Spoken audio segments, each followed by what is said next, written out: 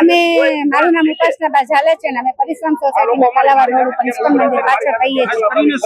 અમારી સમસ્યા એ છે કે અમારા પરિશ્રમ સોસાયટીમાં જે વિંગમાં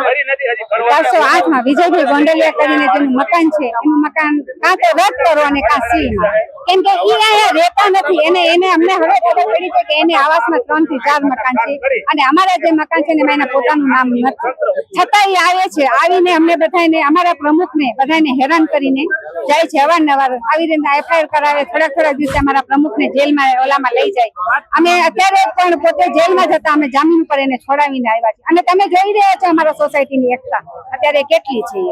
તમારી બસ એક જ મુદ્દો છે કે બસ વિજયભાઈ ગોંડલિયાનું જે મકાન છે ને એને રદ કરવામાં આવે, અમારે બીજું કઈ નથી। મકાન એમને હવે એનું પોતાનું છે એમને ખ્યાલ નથી,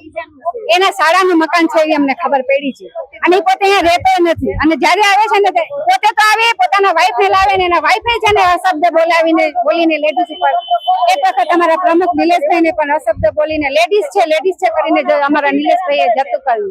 પણ છતાંય જયારે હોય ત્યારે આવી રીતના કરે છે અને કેસ કબાડા કરીને એને જેલમાં નાખી એસોસિએશન અમારું બગાડે। તો બસ અમારી એક જ માંગ છે અમારું એસોસિએશન ન બગાડે, એનું એસોસિએશન ન બગાડવું અને અમે અમારા એસોસિએશન અને અમારા પ્રમુખથી અમે સંતુષ્ટ છે ને તમે જોઈ જ રહ્યા છો કે કેવું છે, એટલે બસ અમારી એક જ માંગણી છે કે એનું મકાન રદ થાય।